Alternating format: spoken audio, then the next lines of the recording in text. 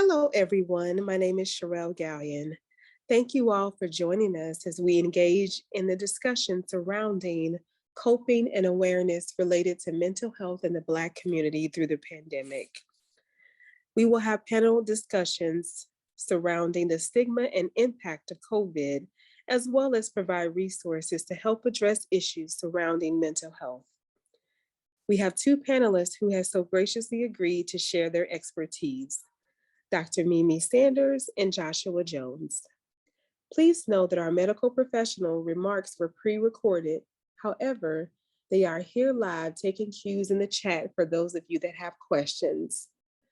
Again, thank you all for joining.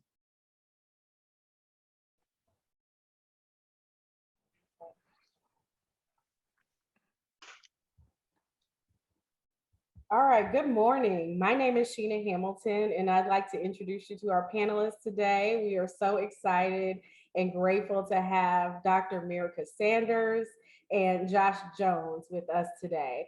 Dr. Sanders, also known as Dr. Mimi, attended Tennessee State University in Nashville, Tennessee, where she earned her degree in chemistry. She continued to pursue her passion for medicine at Ohio University Heritage College of Medicine.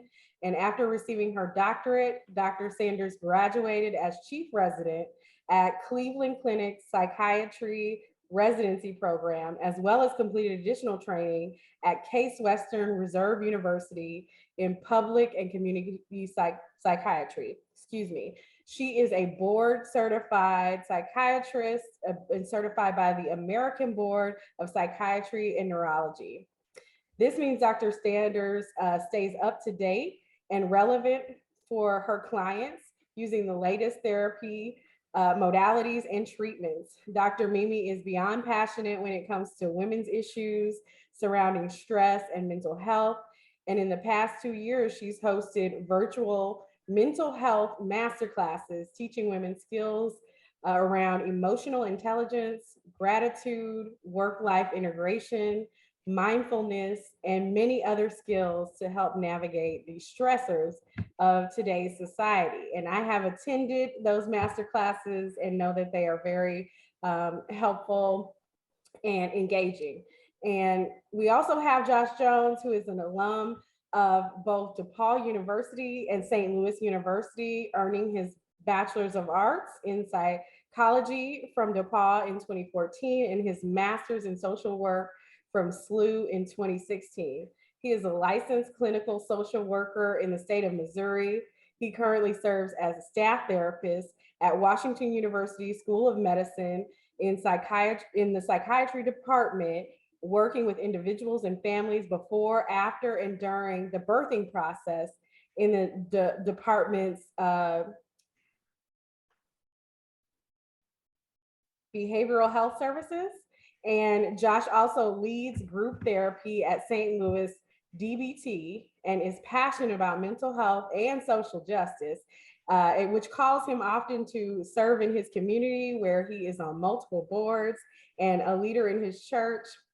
And I have attended and listened to Josh speak on a number of occasions, particularly around grief.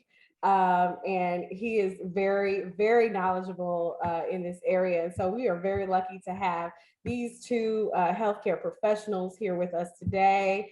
And I should have gone to the next slide, where you can see a lovely photograph of Josh. And you can see his social media if you want to follow him on Twitter. I also have his LinkedIn there and his credentials. So we are going to dive right in, okay?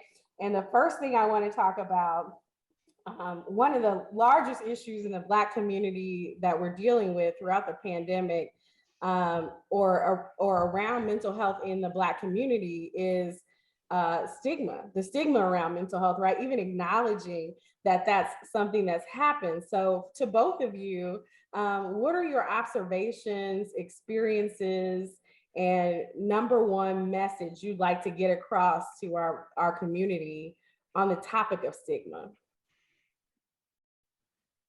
Well, thank you again for having me. Again, I am Dr. Mirica Sanders, also known as Dr. Mimi.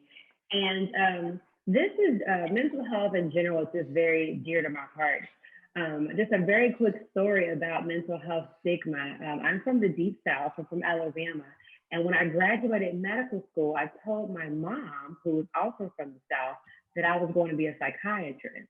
And it was then that I realized that, she didn't know too much about it because she asked me, so does that mean you're not going to be a real doctor? And so she didn't know. And so I had to explain to my family in Alabama that I'm going to be a doctor that is, that deals with the brain, that deals with mental health conditions, that deals with medications surrounded or to help mental health conditions.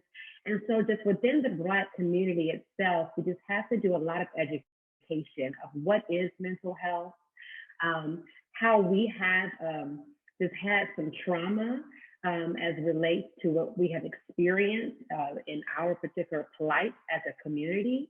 And also from my perspective as a psychiatrist, the stigma behind mental health medications is even more than just the stigma going to get counseling or going to get therapy.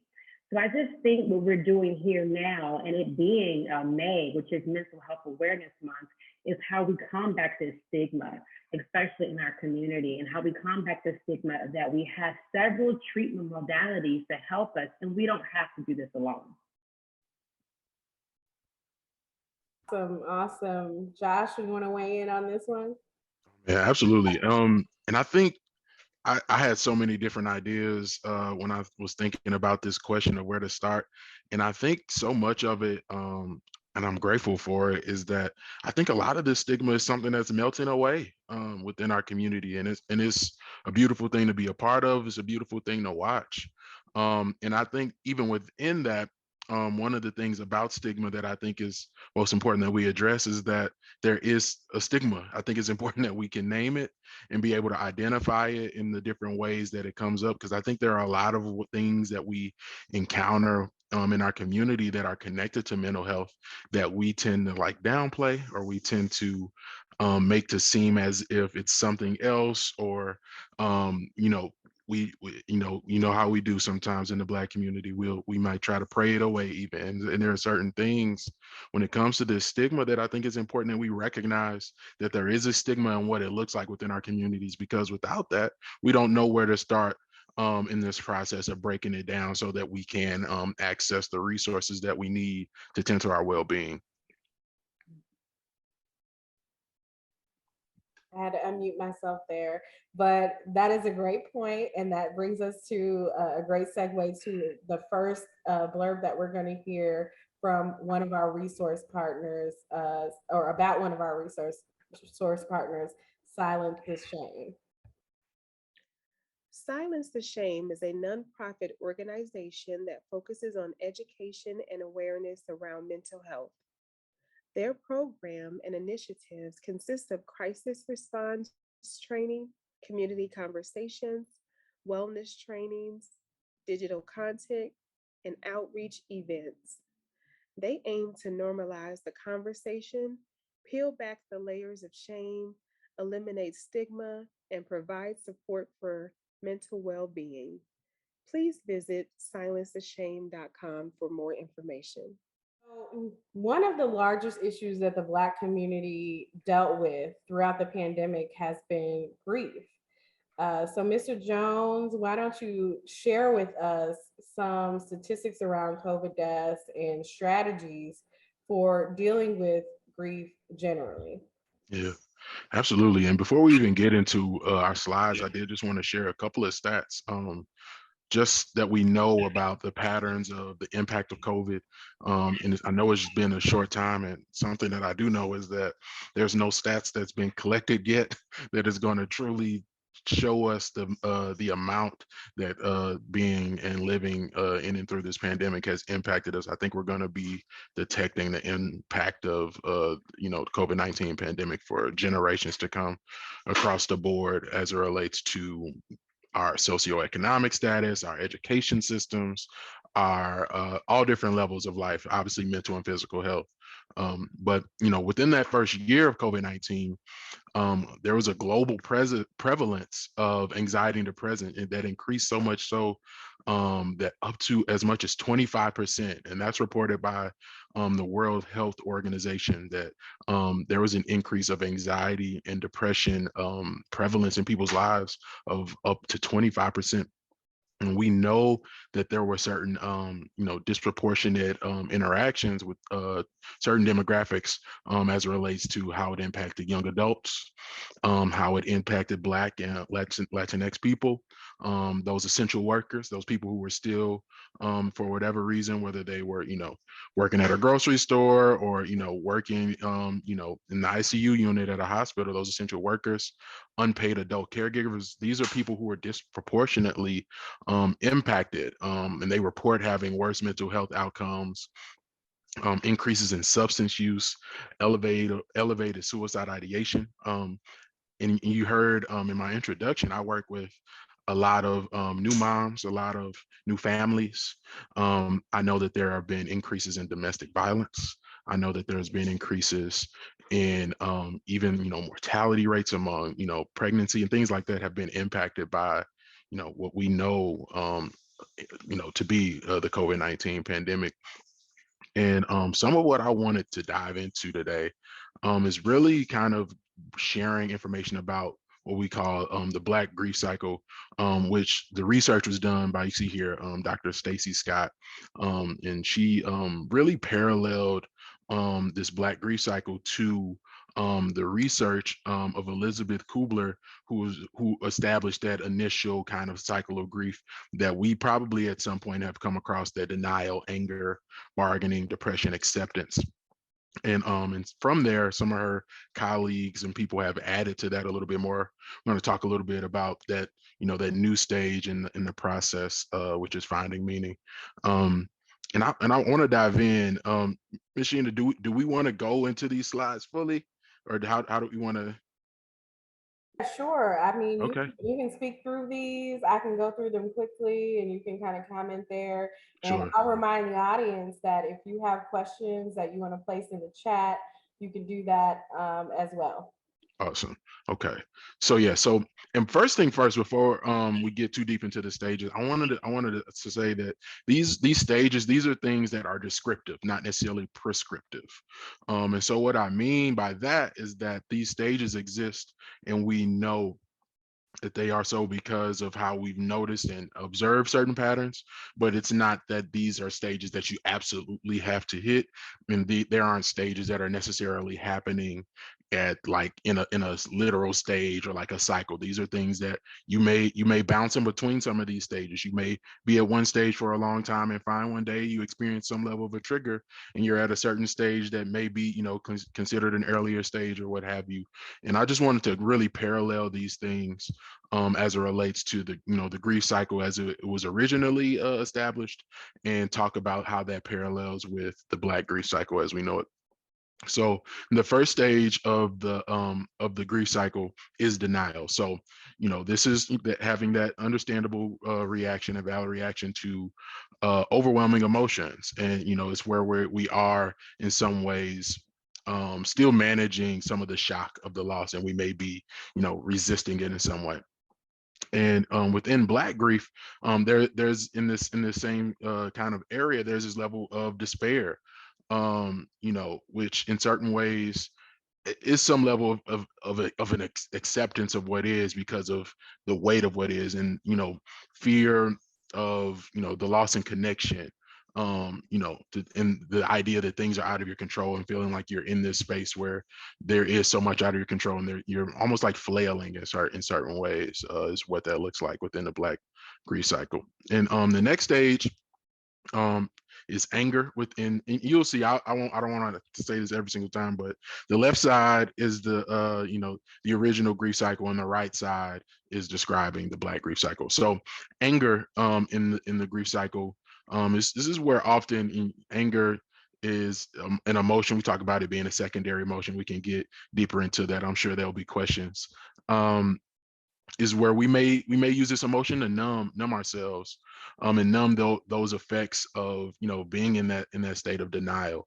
And once those things have numbed down, we get to this place where we do experience anger, and it's one of those things where that difficulty, that pain can really become that much more apparent, and we find ourselves blaming ourselves, blaming other people. There's, we're experiencing a higher intensity of emotions. We may be lashing out, all of these different things that exist within grief.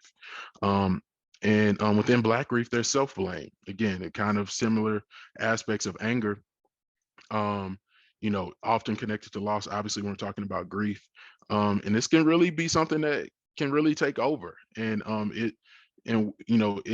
our attempt to connect back, in a way to stay safe, because if it's our fault, then we don't have to worry about, some of the next things that can happen. It gives us this sense of control. And then in the third stage, we begin this idea of what we call bargaining, or what if I would have done this, or if I would have just done this, or I could have just done this a little bit differently, or all these different things that we begin to do to try to bargain with ourselves about things that are more than likely out of our control. If this what if kind of internalized pressure that we apply on ourselves, it gives us a temporary relief of pain, maybe a sense of hope, room to adjust, but only for a temporary time. And at this stage for Black grief, this is where we may be more inclined to move to action.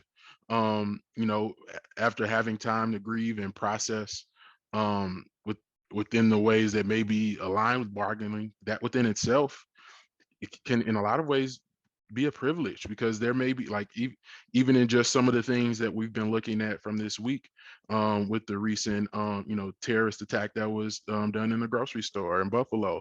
We know that there are certain ways where we as Black people, we're still in this state of mourning, this state of grief from the loss that we saw, and we still got to go to work and function and be and do and move. Or there are those people who took to the streets in protest and in resistance to the systems that allow certain things. Like, these are people that are still at the very same time managing these concepts of grief. And those are things that, again, talking about breaking down stigma, I think it's important that we're able to hold in balance some of the difficult emotions that can come up, and as we're moving into action and functioning through these different stages in grief. And at stage 4, this is where we are at that space where maybe we have begun to, felt a little bit down, or that's where we're experiencing that depression. And it's not necessarily a sign of mental illness, just because it's a valid emotion to experience after loss. It's more than appropriate. This is, as you likely would have guessed, intense sadness. You're not sleeping as much as you would like. Maybe you're sleeping too much. Your appetite is affected. You may lose certain motivation to engage in things that you typically felt motivated to do. And these are all signs that you may be experiencing some level of depression, and things to be aware of as you are managing and experiencing loss. And within the Black grief cycle, you can see here as well, because, again, life demands that we find the power to endure. Without necessarily all of this level of outside support, there is this pressure to push through. And this need to move to action, it often it makes it difficult for us to recognize the symptoms of grief. So we talked about how we're moving to action and we're enduring, which is often why I think, throughout especially American history, there are certain aspects of our pain and our grief that have been ignored because of the ways that we have been traumatized into managing our grief, that there is a certain level of endurance and moving to action that takes place, that it can be easy to overlook our grief, not only for other people outside of our identity, but also within ourselves, that we can sometimes belittle or downplay our grief as a result of how we cycle through experiencing that emotion. And this is the last stage of that original stage of grief, and the last stage of the grief cycle, before I get into finding meaning and what exactly that means, because that's not always something that sits well with a lot of people, to find meaning after a loss. And I'll explain a little bit more about what that means. And acceptance. So this is where we are. We're accepting the reality of the loss, and how permanent it is. What I wanted to make sure to emphasize here is that at this stage, even though we may be accepting, acceptance is not necessarily approval. It's not condoning. It's not collusion. It's not any of those things. It's just truly acknowledging the realities of our lived experiences. And then again, survival. We're talking about the black grief cycle with this. Often considered, that new acceptance stage, right, where we are, we're surviving. We're able to move beyond it, and like as the saying goes, live to fight another day.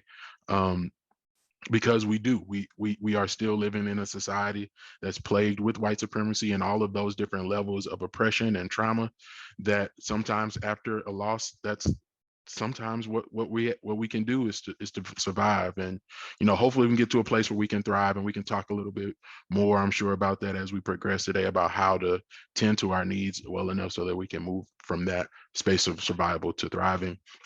And then lastly, I just wanted to discuss this idea of finding meaning, because this is something that has really hit home for me in my own research and being able to support the people that I serve through my profession. And this stage of meaning, I think what it tells us is that, you know, this idea of finding meaning is not this idea that we have the ability to bypass our pain, to bypass the difficult emotions that come with grief. None of that. They don't give us that luxury, even if we are finding meaning. But what it is doing is giving ourselves the permission in the room to feel what we're feeling at all those different stages of grief.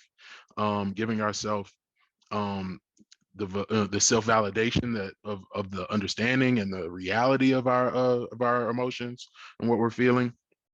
In this stage, I think more than anything is about being able to find some level of gratitude for the love that you were able to know. Because if we're experiencing some level of loss, it's because of some sense of loss of something that we cherished. Um, because the meaning is not in the loss itself; it's in what we do after the loss. Like how are we able to again get into that space of surviving, and moving to a space where we can have this continued life that we appreciate and that we love and that we cherish. It's about finding meaning, as a result or in spite of some of the difficulties that come with these different stages of grief.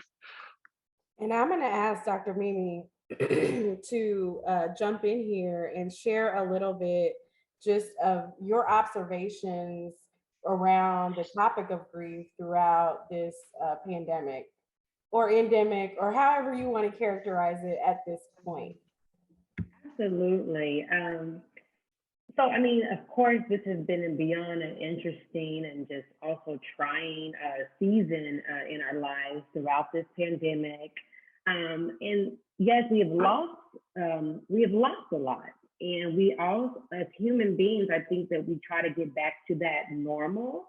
And we just have to kind of recognize that normal may not be normal anymore. We have to make that pivot. We have to make that shift.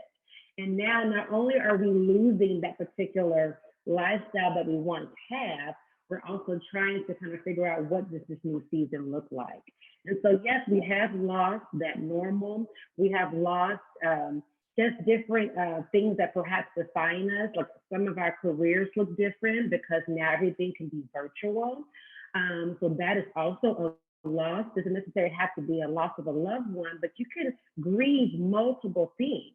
Whether it is a lifestyle, a pet, a particular way of life. So it's different things that we have to, just as human beings, be able to kind of sit in that moment and just kind of figure out, okay, what am I feeling? I love when you said, hey, just sit in that moment, feel those particular negative or positive emotions. And that is just making sure that we're cultivating that human experience.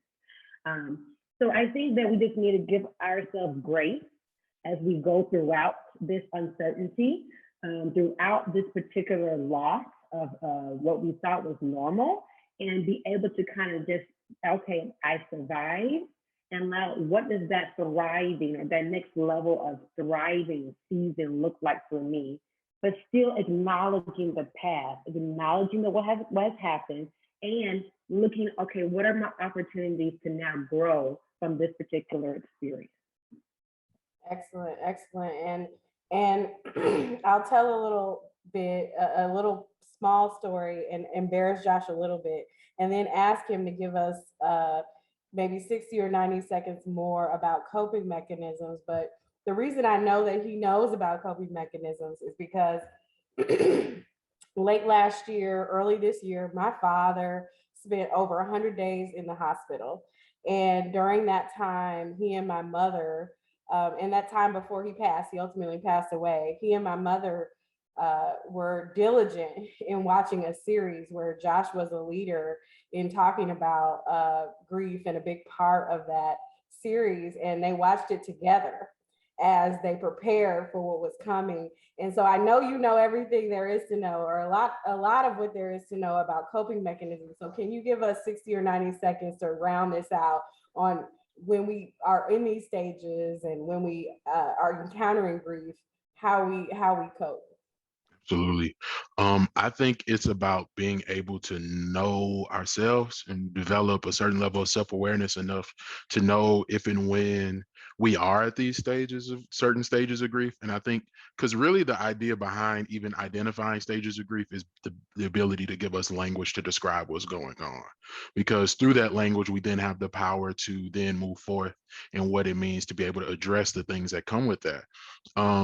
And that does, it means that we don't, as you know, we may not as easily just move through life kind of just doing the next thing that we have to do, but really being able to give ourselves moments of stillness and reflection, whether that's through journaling, whether that's through meditation, where we are attentive to how our thoughts and our emotions and our behaviors are interacting and how those things, manifest in our bodies. Does it feel or look like tension in our necks? Does it look like maybe our stomach has been a little bit more upset lately, or I've had more headaches? Some of these things that can be signs of heightened anxiety and, depression and things that are connected to grief. So being able to tap into those things through various mindfulness practices, which I know we'll get to a little bit more later as well, I think is a great place to start.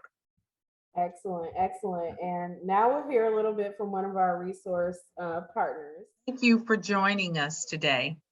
We've heard our panelists discuss the impact of COVID on mental health in the Black community. Now we will hear from an organization that provides resources to the community. The National Alliance on Mental Illness is represented today by Ms. Ariel Cole, a program specialist who has been with NAMI for 15 months. Prior to joining the NAMI family, Ariel volunteered with the Ending This Silence program. Ms. Cole is also completing her degree in psychology at the University of Missouri at St. Louis. Ariel wanted to share with us today that she is very passionate about mental health and is hoping to help anyone she can heal, as she often felt she needed to suppress her thoughts and emotions. Please join me in welcoming Ms. Ariel Cole. Hello. So I'm just going to share a little bit about the organization as a whole, and then I'll share about some of the efforts that we are doing to just kind of help the African American community. So NAMI St. Louis is a mental health organization that has been around for 40 plus years. And it is an organization of families, friends, and individuals whose lives have all been affected by a mental health condition. So we offer support groups, educational presentations, and educational courses. And then we also work with the local police departments through our CIT program, our Crisis in Training program. And so, or Crisis Intervention Training program. The unique aspect of our programs is that they're all free and they are all peer-led, which just means that they are led by individuals who either have a mental health condition or they have loved ones with the mental health condition. We believe that it is important to be able to relate to the people that we are trying to reach. And so we serve 7 different counties, the St. Louis City, St. Louis County, St. Charles County, Jefferson County, Franklin County, Warren County, and Lincoln County. And so some of the things that we have seen or that I've seen in the African American community since COVID has started is a loss of jobs. And I have seen more people call our helpline, more African Americans call our helpline a lot for housing resources and things like that. And so we use Start Here at STL.com. And that has a list of different partners in the community to just kind of help them out with housing and things like that. But some of the bigger presentations that we do is our In the Silence presentations. And that's one of the presentations that I started volunteering for, or the program I started volunteering for before becoming a staff member here. And what I've seen is that we have gone into a few different charter schools in the St. Louis City area. And, you know, the children have expressed that they have trouble having a safe place to share their mental health concerns at home. And some of them, you know, sometimes don't feel as safe to share them at school as well. And so we're continuously trying to combat that by continuously doing the In the Silence presentations for students. And we also offer that program for families as well. We're trying to reach more and recruit more volunteers to go into those areas as well and be able to share their story about living with a mental health condition, and just how their story, how they have been on their recovery journey, what has helped them be, you know, resilient. And so basically the In the Silence program is a presentation that walks through how to recognize the warning signs of a mental health condition. And it talks a little bit about also how to recognize the warning signs of suicide. It talks about coping strategies and some treatment strategies. And then resources are given at the end for students and families and staff to reach out. And then another big one is our support groups. So one of our connection support groups is dedicated to African American men between the ages 18 and 34. And so we are hoping to recruit more volunteers who are interested in becoming facilitators of some of those support groups, and specifically African American women. We're hoping to be able to have different demographics supported in those support groups. So just like Black men need a safe space to come and talk about you know, their mental health, we are also wanting, you know, African American women to have that as well. So if you know anyone who is interested, definitely send them to our website so that they can go through the process of becoming a volunteer and kind of facilitating these things. And then again, we are working on getting grants to be able to go into the St. Louis Public School District to also offer more of those In the Silence presentations to students in those areas. So thank you guys for listening, and that's all. Thank you so much, Ariel. We really appreciate you taking time out of your schedule. If you could just hang out a little bit, we will be offering up a question and answer period through the chat. So thank you again. And now we'll move into, we had this opportunity to talk about grief. We talked about coping mechanisms. And one of the coping mechanisms that I know that Dr. Mimi knows a lot about is gratitude. This is one of the sessions, those master classes that I went to of hers was about gratitude. And she shared on this topic. So Dr. Mimi, how would you define gratitude, and how might it function as a coping mechanism in the mental health space? Yes. So what gratitude really is just the appreciation of what is valuable to us, as well as being in a state of thanksgiving. And you can be have gratitude or be grateful for, you know, multiple things. But when I think about gratitude, when I think about kind of like the stages of gratitude or the different types of gratitude, I first talk about we can be grateful for the tangible. And that's whether, you know, it can be your health, it can be your shelter, your house, your car. But then you can go to what I call as an attitude of gratitude, where you are just grateful for whether it is not the tangibles, but grateful for opportunities, or grateful for the obstacles, grateful for the trials and tribulations, just grateful for the particular things that maybe provide an experience of growth. And then the third stage, when I think about gratitude, is just being in that state of gratitude, that state where I'm grateful for something that has nothing to do with me. An example of that is maybe I'm grateful for those who came, for the frontline workers that were able to, give themselves to help others as we were in the midst of the pandemic. Or grateful for the emergency workers that went out when there is a crisis. And we want to really strive to be in that state of gratitude, because that can kind of put us in a place where we have, yes, that great positive emotion. But if we practice gratitude and we display the gratitude, those actually are coping strategies, whether it is for grief, but it also produces more of our happy neurotransmitters. So it's actually, I mean, it's just so well connected, where if we are actually doing things that produce a positive emotion, we are boosting that neurotransmitter of serotonin and really making ourselves more of a healthy being.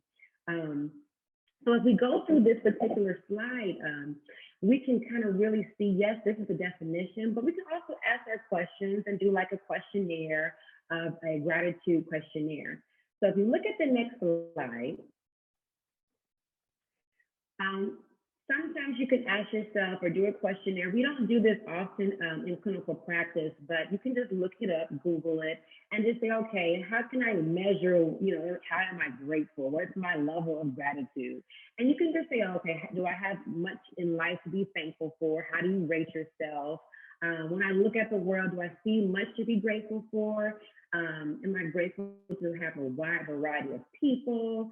As I get older, do I find myself more able to appreciate people, events? So I ask, people that I do, or clients that I have interactions with, just make sure that we're able to kind of ask these questions, so we can get, like he said earlier, a little bit more self-awareness of where we are in that particular stages of gratitude. And as we move on, we can look at what are the benefits of gratitude. So like I expressed earlier, it can produce those happy neurotransmitters, or those brain chemicals. It can improve physical health, improve your sleep, improve your social connections, improve your ways to increase empathy with one another, and be able to communicate better, and be able to reduce aggression, enhance our own self-esteem, and as well as just overall mental strength. So there's multiple benefits of gratitude. And as we move on, we're going to kind of figure out, okay, how do I actually practice this gratitude, and how do I plan for it? But before we get there, let's just kind of, and Josh, if you want to jump in, if you want to help me on this, but there's something called PERMA theory, and this is in positive psychology. And so what PERMA stands for is positive emotion, engagement, relationships, meaning, and accomplishment. So positive emotion, and this is, if we actually kind of just dive into these things, positive emotion is those emotions that, or whether it produce that kind of euphoric feeling, or you have a positive emotion of, like, joyfulness, I'm grateful, and even forgiveness. And when we increase our positive emotion about the past, meaning cultivating gratitude, our positive emotions about the present, mindfulness, as we spoke about earlier, and our positive emotion about the future, these are actually skills that we can kind of make sure that we can be using as coping for such events or such incidences. Engagement is an experience in which someone fully employs their skills, strength, and attention for a challenging task. So when we think about engaging, think about getting into your flow. It's just when you're in your flow, you're really kind of intentionally connected, whether it's in conversation, whether it is in something that you love to do. And so that's really cultivating your flow or that engagement. Relationships are fundamental to well-being. Connections to others give life purpose and meaning. Support from and connection with others is one of the best antidotes to the downs or those particular dips when we have those particular moments. And meaning, as we discussed earlier, and purpose can derive from a sense of belonging and serving something bigger than yourself. And accomplishments, people who pursue achievement, competence, success, mastery for its own sake. So I bring this PERMA theory up because not only are we discussing gratitude, and we want to make sure that we're cultivating that particular positive emotion, but these are other things that we can do to make sure if we're coping or having to deal with a loss, or we're having to deal with grief, then make sure that we can also cope by making sure we're getting into that engagement, that flow, making sure that we are in connection, we're having relationships that we know that we don't have to do this alone, seeking out a professional if you need to have that talk therapy, that counseling, moving into journaling and just kind of doing that self-awareness and making sure that we're knowing that we have that particular purpose. And then again, that having that sense of accomplishment. And as we move forward, I just want to give a brief story of how we can take maybe like a CBT or cognitive behavioral therapy approach. And I had to check myself one day because I was visiting a colleague and I was visiting her business. She was growing this business and she was scaling. And immediately my emotion was somewhat of a negative emotion. So the trigger was the event and this tour of this colleague's office. And then I immediately have a negative emotion, whether it's anxiety, feeling overwhelmed, and feeling inadequate. And so that thought was, I have so much to do. I'm so behind. I have, just tons of work to do, and that anxiety was revving up. My behavior after that tour, immediately I went to go file for an LLC. I got my EIN. I was just gone. Have no business, have no clients, have nothing. I'm just gone, okay? And what I thought about later on, what should have been my response? And so as we move forward a little bit, so if you can't really control your emotions, you want to feel what you feel, but at that moment, I could have said, you know what, I'm very grateful to being exposed to what perhaps could be my dream or what I could be achieving. And I'm so grateful to be exposed, and I'm so grateful to see how you can team build. And what a behavior could have been, or a coping strategy could have been, is gratitude journaling. Thank you for allowing me to have this experience. Thank you for me to celebrate my wins of what I've already probably accomplished and what I can see that what I can do. And also grateful to have this person and to maintain that connection and that relationship, whether it's as a mentor or a sponsor. So I just wanted to kind of throw this out because we often go through particular moments or situations where we get kind of overwhelmed of what we're not doing or what we don't have. And to really, yes, practice that gratitude and get out of that, what I call a scarcity mindset, and use your gratitude to go into that abundance mindset of, hey, yes, I may not have X, Y, and Z, that's scarcity, but I'm able to see what is to come. I'm able to see what is to be done. And that shifts you to a more of an abundance mindset. Here we are now, boosting those neurotransmitters of serotonin and being able to now, go from surviving to thriving and to be able to live our best life, and be able to really have that quality of life that we really want. And so practice, make sure that we have more of those positive emotions.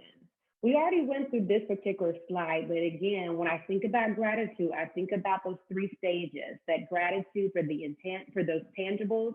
Yes, my health, maybe my career, my spouse, my children, my parents, my family, my friends, shelter, my health.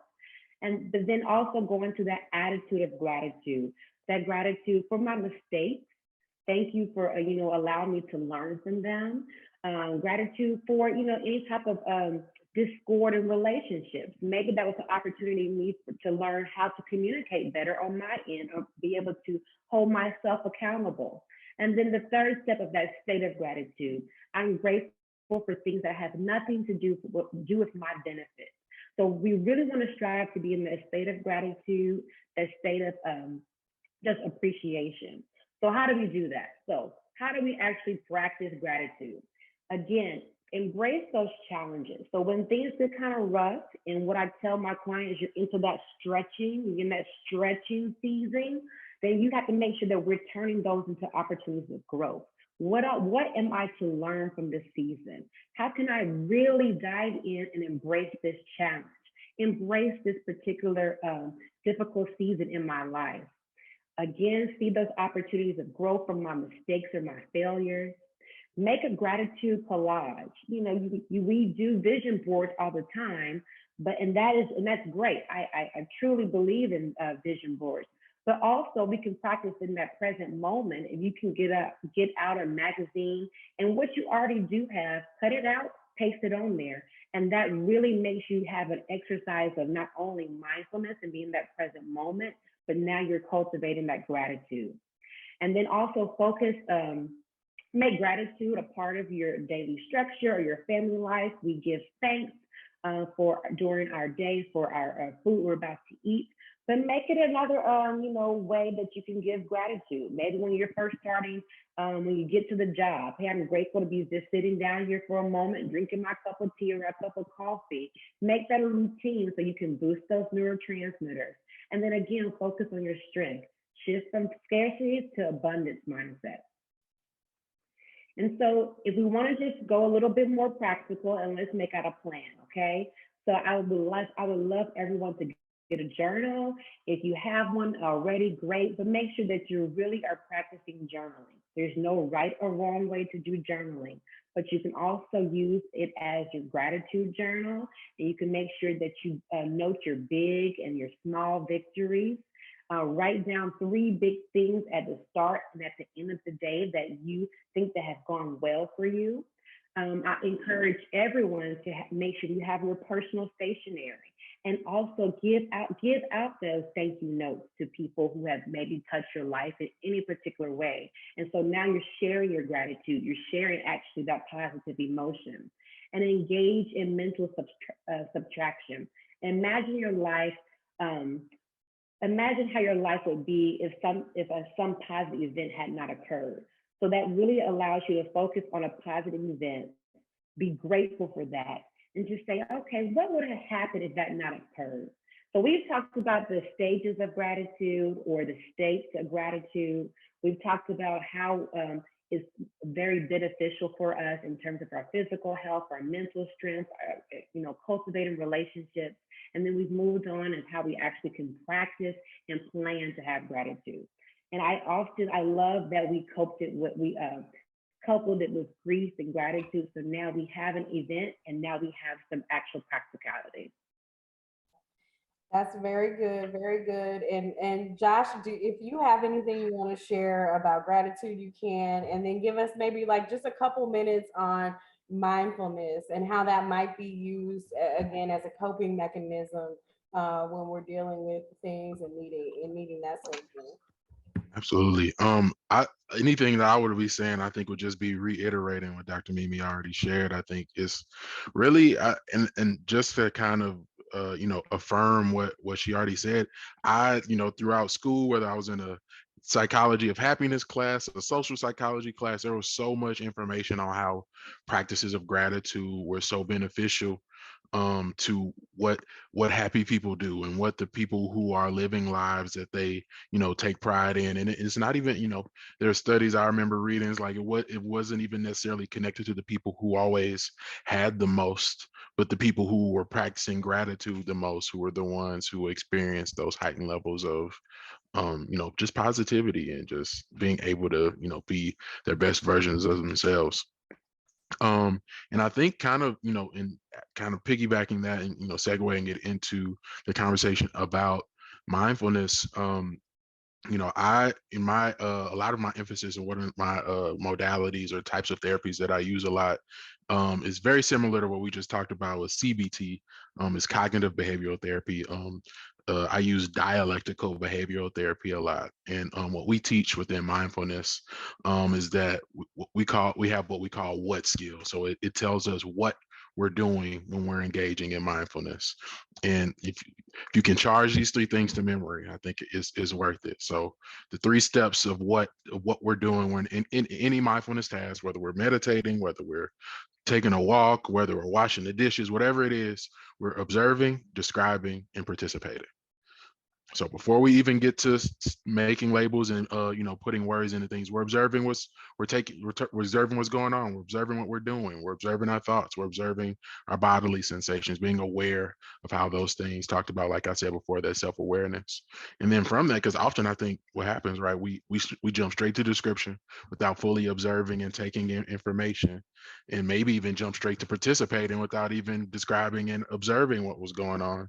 What this observe, describe, participate steps, what these steps allow us, and in that order, the order is important, right? What it allows us to do is to participate more effectively. We're participating without judgment. Then we're participating in a way that is one mindful. So we're focused on the task at hand.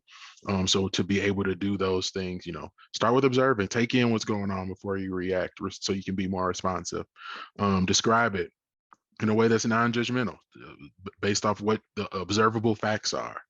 And then moving into that to being able to identify how it is you can best participate with it, whatever it is. And then again, this is not just in reaction to, any awareness that we're trying to have in our environment. Use this in periods of grief, and that those stretching stages, all of those different things, even the positive things, so you can know how to dwell and sit. Sometimes part of what we need to do, we just talked about in the Black grief cycle, how there's this tendency to jump to action and survive and all these different things. Take some time to sit with those things that do feel good. Whether that's you seeing a child playing in the park, sitting with that, being able to see a moment where maybe you see that seasoned couple walking down your street, whatever it is, taking some moments to really soak those things in and allow you to, again, I think it breeds that sense of gratitude that Dr. Mimi was just talking about. Very good, very good. And this is a good time to hear a little bit more from, well, Dr. Mimi, did you want to chime in on mindfulness? No, I mean, it's just one of my favorite coping skills to do as well as to teach. It's simple, but you have to really kind of be what you just said. You have to be in the moment, that present moment, observe it, and fully participate in that moment. Yes, yes. This is great because we're talking about identifying issues and coping, and there's so much meat to take away from this conversation. And now we're going to hear from another one of our resource fair partners. Good afternoon. We now have another organization being represented today, Behavior Health Response. Kenya Johnson is the Community Engagement Liaison for Behavioral Health Response. She also worked in the call center for BHR for 11 years as a crisis intervention clinician and 14 years total as a clinician at Behavioral Health Response. Kenya is a graduate of the University of Missouri, St. Louis, and has a master's in counselor education. She is known for her transparent, practical style of communicating and presenting, with experience in suicide prevention and awareness, emotional regulation, trauma-informed care, historical trauma, and other presentations as requested. Kenya is a cultural diversity, equity, and inclusion advocate, and her research focus is diversity and inclusion for marginalized populations. Kenya loves working in the Black community, emphasizing the barriers and stigma that keeps African Americans from getting the mental health treatment they need. Kenya is a 40-hour domestic violence counselor certified for Illinois. She has served in various capacities in the community, including hospital intake and case management, community support, psychosocial rehabilitation, and other services for clients who are living with mental illness, including individuals with a forensic status living in the St. Louis metropolitan area. She is a former adjunct faculty in human services for St. Louis Community College. Please welcome Kenya Johnson. Thank you so much for that introduction, Melissa, and I'm so glad to be here. I want to share some resources that my organization has. First, I want to let you in on something, My Strength. My Strength is an app that you can put on your phone anywhere. You can go to your Apple store or your Android store and download the app named My Strength. We'll go to the first one, back to the first slide. Okay, there you see all of the options that you have to reduce stress. You can track your mood online. There's even groups on the app that you can connect with other people who may be having similar symptoms or similar situations or experiences as yourself. Now, usually you have to pay for this app, but guess what? Today, at the end of talking about My Strength, I'm going to make sure that I give you the code that you'll be able to use this app for free on BHR, okay? We call it the health club for the mind. So just like we have a health club for exercising, and there's spas and other places where you go for what you need, this is the health club for your mind. So many options. This app will even allow you to do different exercises that you may need in the moment. If you're experiencing anxiety, it'll provide in the moment exercises that you can do to help with your anxiety. If you're in a crisis, you can communicate with this app and tell the app what's going on. It's really intelligent, and it will provide resources for you, coping skills, and people you can connect with on this app. We'll go to the next slide. And one more.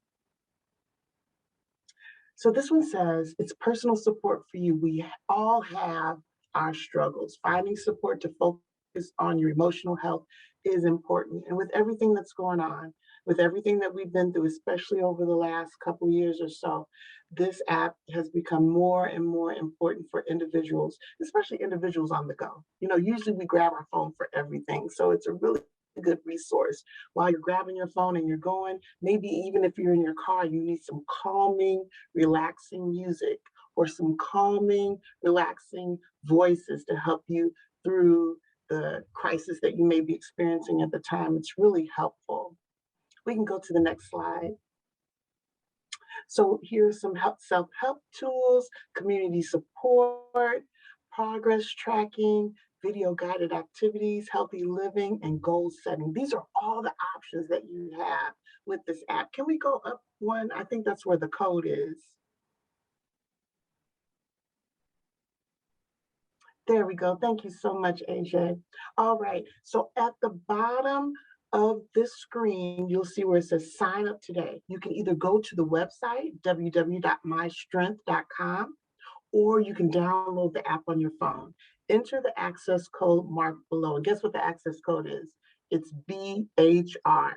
Easy for you to remember, right? BHR. So when you download that app, all you have to, or you go to the website, all you have to do is use that access code and it will unlock the features for you to use. That's on us, okay? All right, we'll go to the green card. I want to let you know that behavioral health response is the crisis line for the St. Louis area and surrounding counties. When you call the crisis line, you will have access to a mental health clinician who will provide in the moment support for you. If you're experiencing a crisis, if you're depressed, if you're having suicidal thoughts, if you just need a clinician to talk to, we are there for you 24 hours a day, 7 days a week. Now, I used to answer calls in the call center, and I've worked every holiday there is: Christmas, Mother's Day, Easter. Some people want to know, are you still there on Christmas? Are you still there on Thanksgiving? It doesn't matter when it is. We're there through all the holidays as a support for you. This is the Youth Connection Helpline card. It comes on a green card. You can call us, you can chat with us, text with us. Now, this line that you see there on the number below and the chat and text, this line is specifically for youth. If you have a child that you're concerned about, if you want to provide this card as a resource to someone that you know in the community. Anyone at the age of 18 and younger can use this line. There's specific resources for youth that are available on this line. Safe place. We've designated over 200 places where young people can go to if they're in harm's way or if they're in a place that's not safe. So you may have seen them at Quick Trip, you may have seen them at Walgreens, libraries, the police station, fire station, various places throughout the St. Louis area where you can go as a safe place if you need it. We can go to the next card. Now, this line is for anyone 18 and over. If you're having a crisis, if you're dysregulated, if you're concerned about somebody else in the community. I've talked to people who were concerned about their neighbor, concerned about a coworker. You are more than welcome to call us. And guess what? Everything is free. That's one of my favorite words in my vocabulary, free. Nothing will be at a charge for you. We provide in-the-moment support by trained crisis clinicians, and you'll never be charged anything for our services. So what will happen when you call? When you call, we will take you through an assessment, get your demographic information, and find out what's going on. After we collect all the necessary information, we will put that together and provide resources for you, resources that you can use ongoing, because we're in the moment support, and we want to make sure that you have what you need going forward. Again, we provide support 24 hours a day, 7 days a week. It doesn't matter when you call. We also have a mobile outreach team. That mobile outreach team will be provided if you meet criteria. When I say meet criteria, during the assessment, we know that sometimes a phone call just isn't good enough, right? We have mobile clinicians that will come out on site to meet with you in the community as needed, if it is needed, and you and the clinician will come to the conclusion if you need a mobile outreach or not. We also provide trainings in the community, trauma-informed care, suicide awareness and prevention. We've been in over 300 classrooms this year talking to students about signs and symptoms of depression, signs and symptoms of anxiety, suicidal thoughts. We've talked about emotional regulation and how to stay regulated. We also go to agencies. We go pretty much anywhere where we're requested. And guess what? Even the trainings and the presentations are, guess what again? Free. We don't charge anything for even the trainings and the presentations that we provide in the community. So you can give us a call. You know what? I apologize, AJ. We can go to the next one. The best way to reach me is on my email address. That number is being transferred out of our organization at this time, but you can reach me on that email address. And if you have any questions about any of the information that I've provided here today, don't hesitate to reach out to me by email. Well, thank you so much for all of that valuable information, Kenya. We definitely appreciate it. And we want to ask you to stay around. Please stay around for our Q&A that will happen through our chat. So thank you again so much for joining us today and sharing this information. Wow, we've learned so much today from all of our participants, from removing stigmas to coping strategies, practicing gratitude, and just being more emotionally aware and attuned to when the stresses of life are occurring, how they can impact you, and quite frankly, others around you. The summary of the resources can also be found on the slide shown here. And on behalf of Sherelle, Sheena, AJ, and Melissa, I want to extend a thank you to our incredible panelists, Dr. Mimi and Josh, for their commitment to educating and engaging our community as individuals and as the collective. We so appreciate and honor you for the work that you do every single day and when no one is watching. So on behalf of that sister and brother who needs our help and attention, we thank you. We'd also like to thank our community resources, Stop the Silence, NAMI, and Behavioral Health Response for being partners and standing in the gap for our community and being there even when we didn't know we needed you. We humbly say thank you for all that you have done and continue to do. Lastly, we would be remiss if we didn't thank the ladies of the Links Archway chapter for giving us this forum, for adding our perspectives and adding voices to what we know is a growing issue in our Black and Brown communities. And a very special thanks to Ms. Lauren Main for always providing your guidance and leadership with such unfettered grace. Thank you, Lauren. This concludes our program.